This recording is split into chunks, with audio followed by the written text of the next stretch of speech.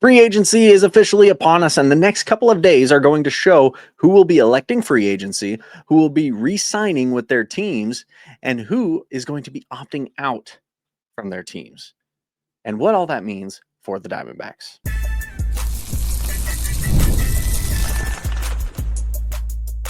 You are Locked On Diamondbacks, your daily Arizona Diamondbacks podcast, part of the Locked On Podcast Network, your team every day. What's up, and welcome to the Locked On Diamondbacks podcast, the show where we talk nothing but the D-backs Monday through Friday. And thank you so much for making Locked On Diamondbacks your first listen every single day. I'm your host, Dane Biggs. Today's episode is brought to you by Game Time. Download the Game Time app, create an account, and use code LOCKEDONMLB for $20 off your first purchase.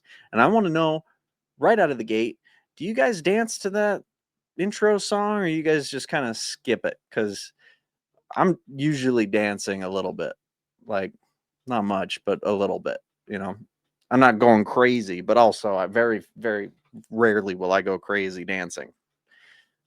Sorry, what were we talking about? The Diamondbacks, of course, obviously. And you may not have thought that after yesterday's episode where we principally talked about the Dodgers and MLB and the allegations that the Dodgers are ruining baseball, which we are going to finish the show today by hearing from you guys and your thoughts on that very subject. But before we get to that, we are actually going to be talking about who could be the Diamondbacks' next closer, who could be our big signing this season, this offseason, I should say, that will help us close the door on games and have a consistent bullpen arm to close out games. Who could be who's a closer? Who could be a good closer? We haven't really had one in a while, a designated closer. We haven't had one of those in a good long while. But when we do have one, especially one that's able to do the job, our bullpen tends to perform very, very well. So that is something we're going to be talking about. We're also going to be talking about some Lourdes Gurriel Jr. news, as well as a handful of other free agents from the Diamondbacks, other free agents. Gurriel had the opportunity to be a free agent this year, so that's why I say other free agents. But we'll talk about that, spoilers, and then finally we'll close by talking about yesterday's episode. So yesterday, it was revealed that Robert Suarez of the Padres would be opting out of his contract and would be going into free agency. This was a surprise to me, though I don't really follow the Padres super closely, so this may not have been a huge shock. So hopefully, over on Locked On Padres, if they can chime in and let me know if that's something that they were expecting. One thing that we were kind of expecting, though, was Edwin Diaz from the Mets has elected free agency, which we were all pretty much expecting that. So that wasn't a huge surprise. But both of those happened yesterday.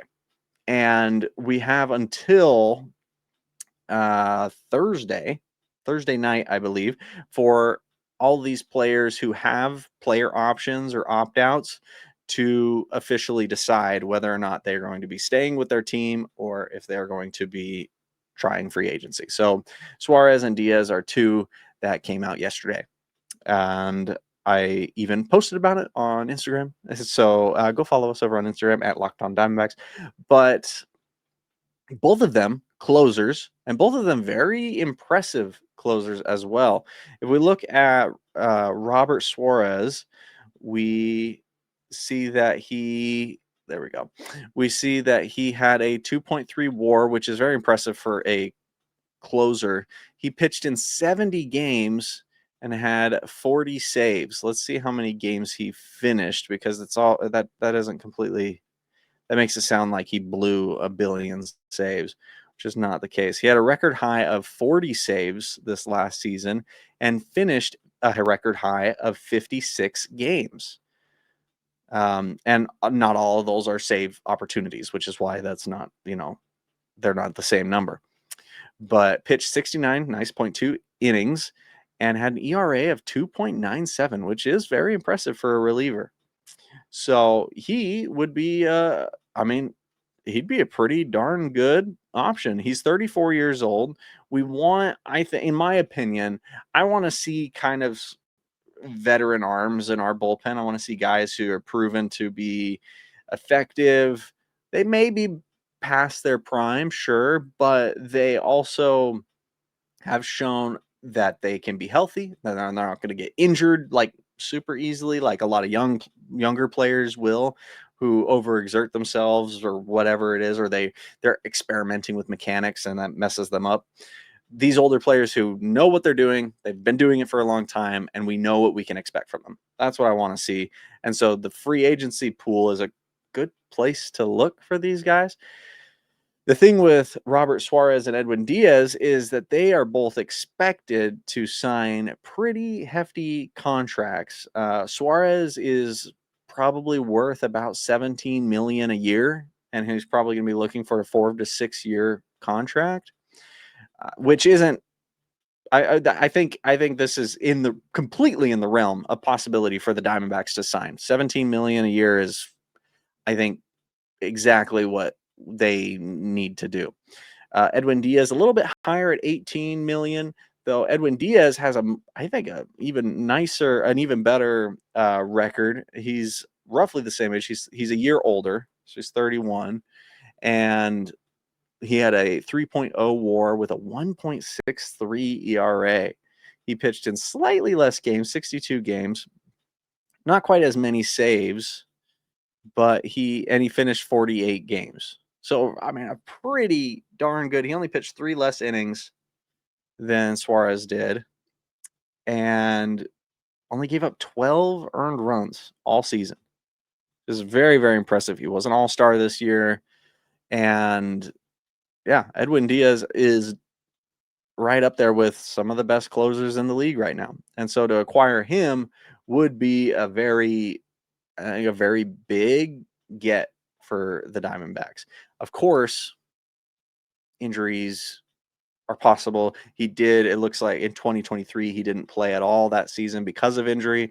So injuries a possibility for him as well. But I think if the Diamondbacks signed either of those two pitchers, Suarez or Diaz, I think that would be a very good signing for the team. And from there, I think what the Diamondbacks need to do is they need to sign some big names, some excellent relief pitcher, an excellent closer, really, I think is who it needs to be, an excellent closer who we're going to spend a pretty penny on, and then a handful of sub 5 million a year type guys, and like a handful. And even like, I think we should be signing a bunch of 1 year, $1 million contracts. But a good number of people that will sign 5, and 2 will surprisingly perform really well. Like one, for example, who's a free agent this year is Jose Leclerc from the A's. Let's take a look at his record here. Now, listen, he has a WAR of 0.0, but he only pitched 10 games this season. So he's not an incredible pitcher, player, or anything like that. He's also 31 years old. He'll be 32 this upcoming season, and didn't play that many games this year, but he pitched 64 games last year. He had a pretty high ERA of 4.32 and finished 13 games, had 1 save. So a fine outing, nothing terrible, but the kind of thing where if it doesn't work out, then it's not a huge blow to the team or to the budget. And so, but if it does work out, then it's like, oh, sweet, huge. We got way more than we put in. That's awesome.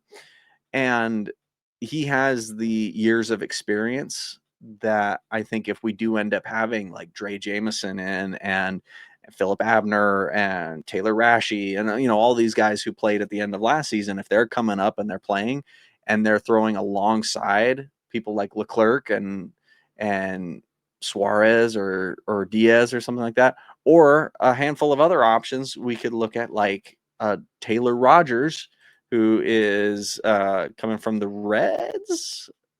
He played on the Reds for most of the season, then played on the Cubs. after the All-Star break. He has a 3.38 ERA.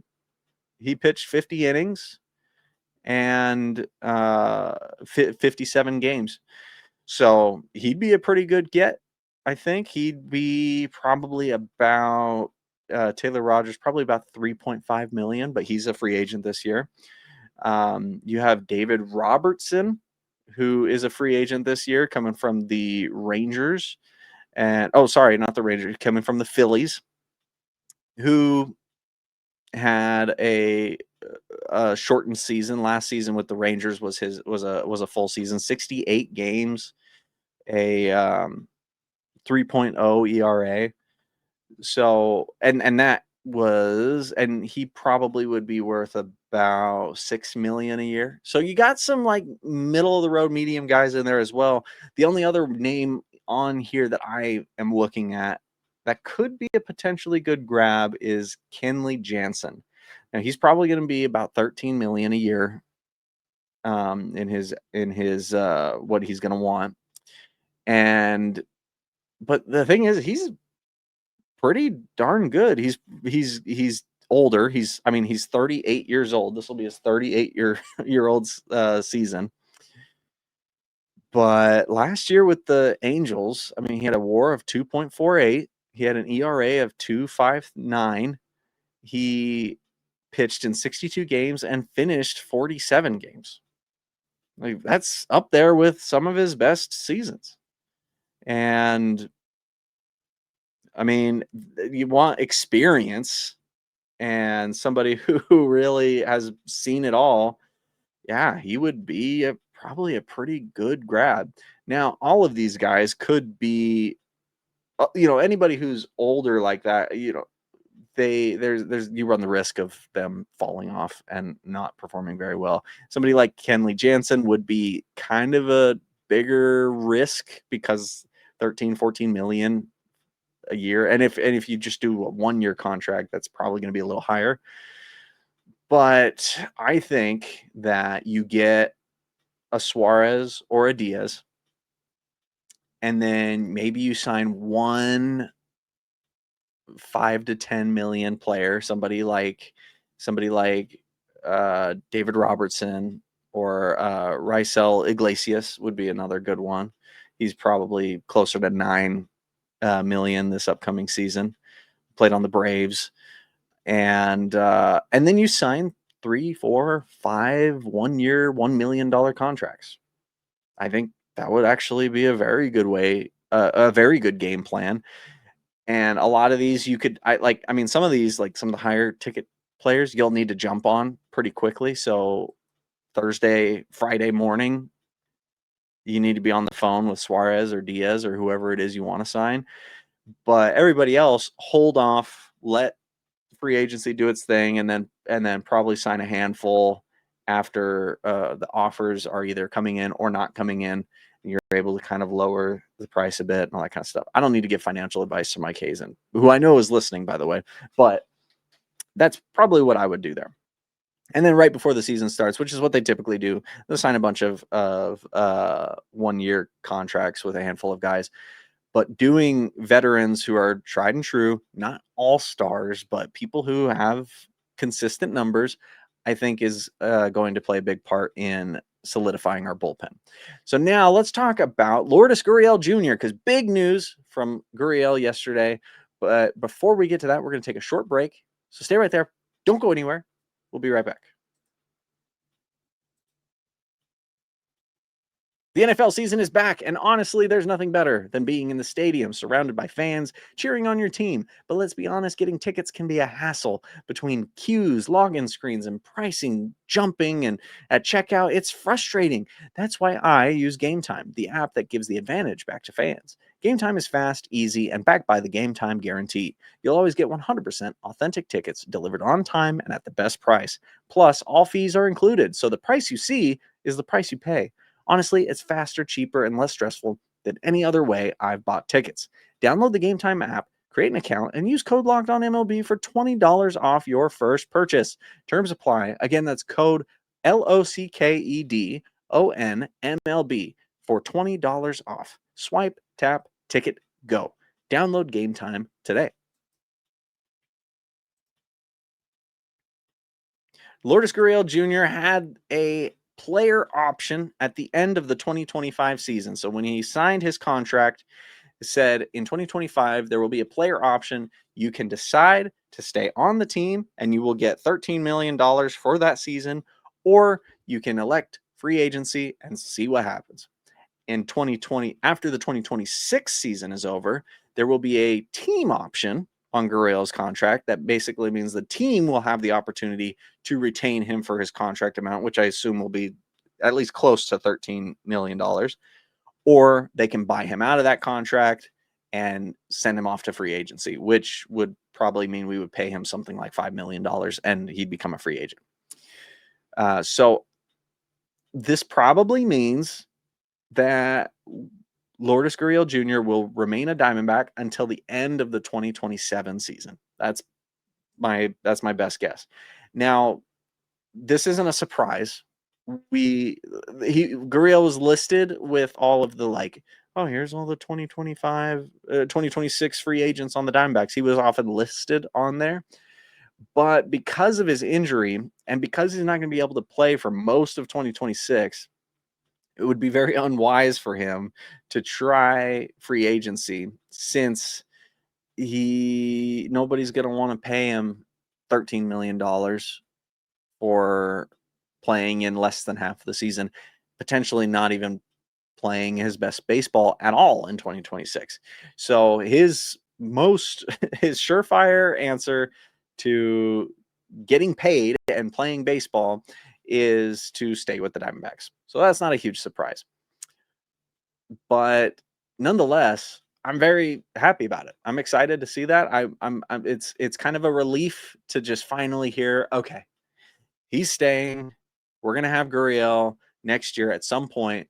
We're kind of have to game plan without him right now in the offseason. But when he comes back, that will be a huge breath of fresh air.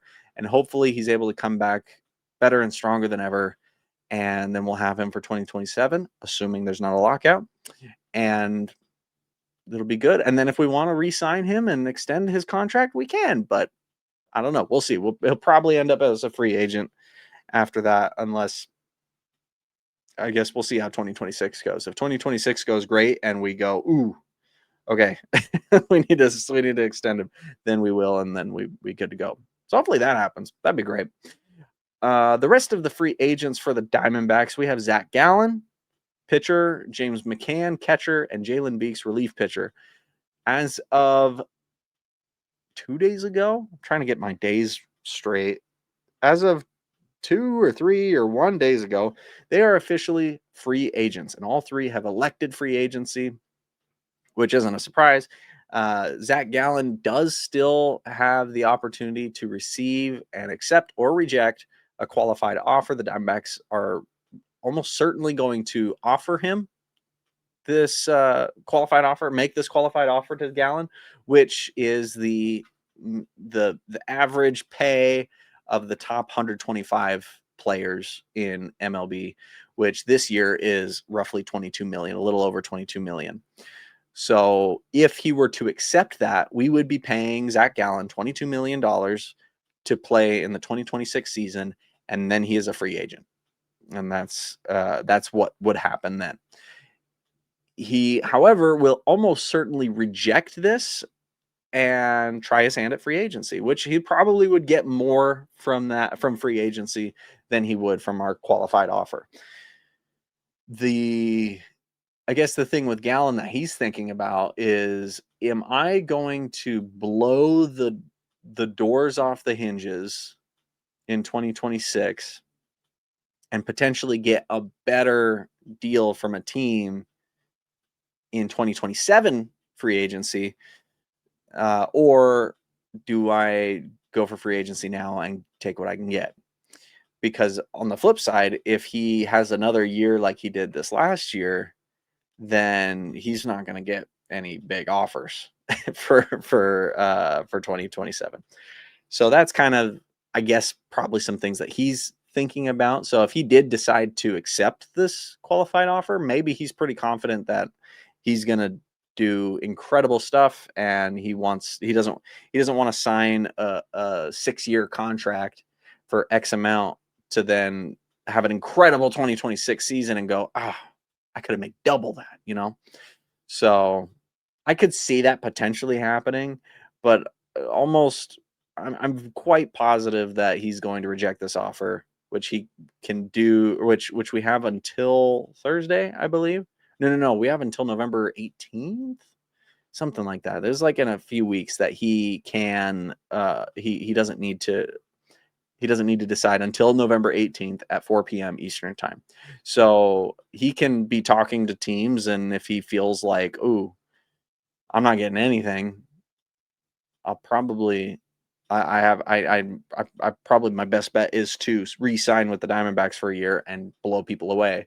Or he might be like, "Ooh, man, I'm getting flooded with offers. Yeah, and the heck no am I taking taking that qualified offer." So, which I think the latter is like more likely to happen. I think he's going to get a good number of offers, and he'll probably get a pretty good contract. At least I hope so. I hope that for Gallen, unless he goes to the Dodgers or something like that. That would be upsetting. Now, any of these free agents, Gallen, McCann, Beeks, we can re-sign them. And in fact, we have first dibs until Thursday night to sign any of them. And after Thursday night is over, Thursday at like 4 p.m. Eastern time, after that point, they can then start negotiating and sign with any team that they want, including the Diamondbacks. So it could be that we let them reach, have people reach out to them and then make offers against other offers and things like that. So kind of interesting to see. My personal hope is that we re-sign James McCann. I would not be upset if we re-sign Jalen Beeks. However, well, actually, I don't know. Let's see what Jalen Beeks' estimated market value is, because that's kind of what we're going off of for a lot of this. His estimated market value is about $1 million. So you could probably extend a 1-year $1 million contract to him. He's 32 years old. So you could potentially make that happen. Another pitcher, technically another free agent from the Diamondbacks, is relief pitcher Trevor Richards, who we picked up, I believe, on waivers halfway through the season. He did pitch a few games for us, but that was about it. But he'd be another one that we probably wouldn't even need to pay him. I think he got paid $850,000 last year. So we could probably get away with a lot less this upcoming season. But I don't know that he's one that we would necessarily want to re-sign, but it may not be a bad idea to just re-sign him to the minor league system or something like that. So that could be kind of interesting. But I learned that while researching for today's episode. Anyway, you guys, we are going to talk about a handful of other news topics because a lot happened yesterday. And we are also going to talk about your responses to yesterday's episode about the Dodgers ruining baseball. So stick around. Don't go anywhere. We will be right back. This episode is brought to you by Prize Picks. You and I make decisions every day, but on Prize Picks, being right can get you paid. Don't miss any of the excitement of this sports season. Whether you're following the NFL, NBA, or both, there's no better time to jump in on the action. If you haven't tried it yet, Prize Picks is the simplest way to play. Just pick more or less on at least 2 player stats, and if you get them right, you win. It takes less than 60 seconds to make your lineup, and you can play anywhere Prize Picks operates, including California, Texas, and Georgia. Download the Prize Picks app today and use code LOCKEDONMLB to get $50 in lineups after you play your first $5 lineup. That's code LOCKEDONMLB, all one word, for $50 in lineups after your first $5 lineup. Prize Picks. It's good to be right. So the Dodgers are ruining baseball. I basically came to the conclusion yesterday, to summarize, that the Dodgers are not ruining baseball, but they are taking advantage of a system that is maybe not perfectly optimized for equal competition, because you one side says, well, the Dodgers have so much money and they spend it all on this exorbitant. Is that the word? I'm just trying to, I don't know. Sorry, Dad, if that's wrong. But this crazy payroll with all these players. We estimated here on the channel that the worth of the Dodgers lineup this season was $650 million. And they're just buying playoff berths and World Series, and that's how they're doing it. The other side says, well, every team is owned by rich people. Like, they have the money. So why aren't they putting in more money? Why aren't they doing the business decisions that the Dodgers are making? And the reason for that, in my opinion, is because the Dodgers have essentially more house money, in the sense that they have a much bigger market. If they lose a deal, it's not going to tank them. They'll be fine.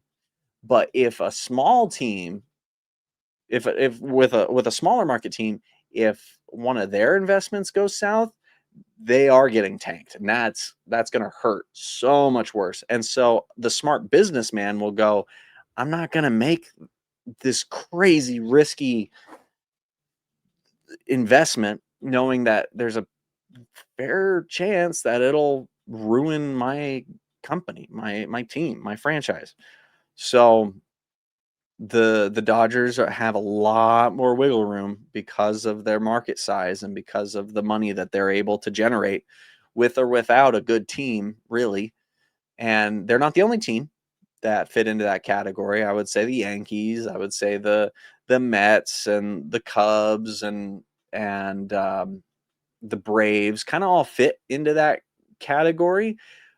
The thing about it is the Dodgers are playing that game the best. They are making moves that the Mets aren't, even though they have similar amounts of money, you know. So let's see what you guys thought. There was one guy on Facebook who said that the Dodgers winning makes them sick. And I very, very, very nicely and moderately, as any good moderator would, 100% agreed and responded with a throwing up emoji, because yes. but let's see. We had quite a few comments from a regular here, MP5, who said exactly why I hate the Dodgers. It's pay to play, which I just said is not 100% true, but kind of is. They just throw enough cash to buy the moon at all the biggest best dudes. Of course it works, but it's lame. Got to trade and all that, of course, but it's so much cooler to see dudes that you developed make a team awesome. Seeing dudes like Rashi or even Walker grinding away, putting in their time, and eventually, after years of busting their butt, Rashi was in the minors, and he's right. He says this. Rashi was in the minors for 6 years. They finally end up good and make the team good. That's why us going to the series in 2023 was so awesome. Most of our major primary dudes were homegrown, not bought. And baseball, and here's why, even with how baseball is kind of broken right now, in regards to this, you still have teams like the Brewers and the Guardians and the Mariners who are making it. I mean, every year, 3, 4, 5 teams do make the playoffs and will have deep runs that are low market teams. And that's one thing that's really cool, is anybody can beat anybody, and anybody can make it to the postseason, no matter what your payroll is. The problem is that teams that have more money and have a bigger market and are able to spend more on payroll consistently make it to the playoffs more often, on average, than teams with a lower payroll and lower market. And that's just the way it is. There's not really any arguing that. There are exceptions like the Brewers. There are exceptions like the Mets, who hardly ever make the playoffs, even though they have a very high payroll. So that's not the end all be all. And so that's why I say it's pay to play. I don't 100% agree with that. I don't 100% disagree with that either, but I don't completely agree that that is the case. Um, but it does feel like it's bad for baseball when the guys who are winning are the guys who just have the most money. And it's just every year, it's for the last 10 years in a row, the Dodgers have made the playoffs every single year and they've won the division all but 1 year, you know. It's just there's no underdog story there. There's no homegrown busting your butt type team that comes in and wins the, wins the division, wins the pennant. It happens very rarely now. It does happen, but rarely. And I think that's not good for the league, because now you have these isolated areas where it's like, okay, this fan base, ooh, that's really strong. The LA fan base, the New York fan base, they're really strong and they make us a lot of money. But all the other fan bases slowly go down and get lower and lower until all of your chips are in these 2, 3, or 4 bags. And then when the Diamondbacks and the Rangers go to the World Series, you have the record lowest numbers in viewership because there's not any fans of either of those teams. So anyway, my 2 cents there. And then on that same video, MP5 says in a separate comment, "Oh, and the ball getting stuck in Game 6 was bull. For the record, I could see it on the camera behind home, so it wasn't hidden. The dude picked it up and threw it right back in, so it wasn't stuck. Beyond lame. The umps basically handed the series to the Dodgers." I think that rule needs to be clarified. I think that I think that it needs to be stuck, and I like when the umpire will go over and go, right, that's not stuck. But if they go over to it and they're like, oh yeah, that's stuck, that's in there, then you rule it. But I think they need to check at the very least. And second, but that all being said, according to the letter of the law, according to the rule, if it gets lodged into the padding, it is a dead ball. It's a ground rule double. And it was lodged. Was it stuck? No, but it was lodged. So if I'm MLB and I'm coming up with rules for 2026, I'm saying, hey, we're changing that rule. It is not lodged, it is stuck. And if a player is going to run the risk and put their hands up and let the runners just run, it's because the ball is stuck. And it has to be very, very clear, because if you do that, an umpire is going to come out and they're going to check. And if it's not stuck, they're going to they're going to rule it up inside the park home run. And I think you're going to have a lot less guys throwing their hands up. They're going to really try and get it. And if it is stuck, then they'll throw their hands up. But you're right. That saved the Dodgers, and that probably won them the World Series because of that one little interpretation of the rule. So that is very frustrating. I share the frustration, but I don't think that was the umps handing the series to the Dodgers. I think that was just what the Dodgers are good at, which is playing the game.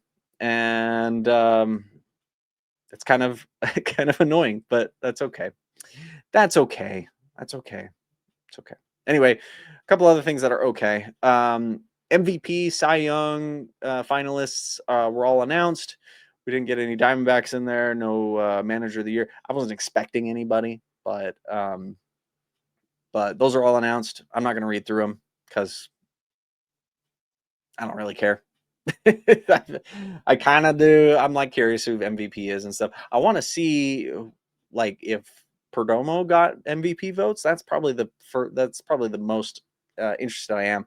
However, none of the Diamondbacks got a Gold Glove award, but in the minor leagues, Drew Jones, one of our top prospects, did get a Gold Glove, and it is not a surprise. He won Defensive Minor League Player of the Year. He's incredible defensively. If he can get his back going, he's going to be an incredible player. So we'll see how we'll see how that goes. And then also seeing how that goes, Jordan Lawler is kicking butt in the Winter League. He is hitting very well. I have some stats right here that I think are a little bit old because I feel like he's played more than 5 games, but maybe it is only 5 games. But according to these stats, he's played 5 games and is currently hitting a 273. Okay, I know this is old because he's actually hitting in the 300s. But so he's hitting in 300s something right now. Yesterday or the day before, he had a he hit a 2 RBI double and has been doing very well. Hasn't hit a home run yet, but he's doing pretty good offensively, which again, the league that he's in is a very pitcher friendly league. And offensively, he has played at least, I say at least because, again, these are probably old, but he's played at least 3 games in center field and has done perfectly. No errors, no issues, no anything like that. So doing pretty darn good. So I'm looking forward to that. I would love to see Jordan Lawler find a place in center field where he just thrives and his offense continues to increase and get better and improve. So that's exciting news. We have a lot of reasons to be excited about this upcoming season. Jordan Lawler is not the only one, but is definitely one of the highlights of why we should be excited for next season. So anyway, you guys, that is the show. Thank you so much for watching. Be sure to follow us on X and Instagram and TikTok at Locked On Diamondbacks. Trying to post there more often. If I see you on there and you're interacting, you're commenting or whatever, that'll motivate me to post more often. We're also on YouTube as well as every other place you get your podcasts. If you want to see more of me, you can find more of my YouTube channels and projects at my website, slackshack.tv. Thank you once again for making Locked On Diamondbacks your first listen every single day, and I will see you tomorrow.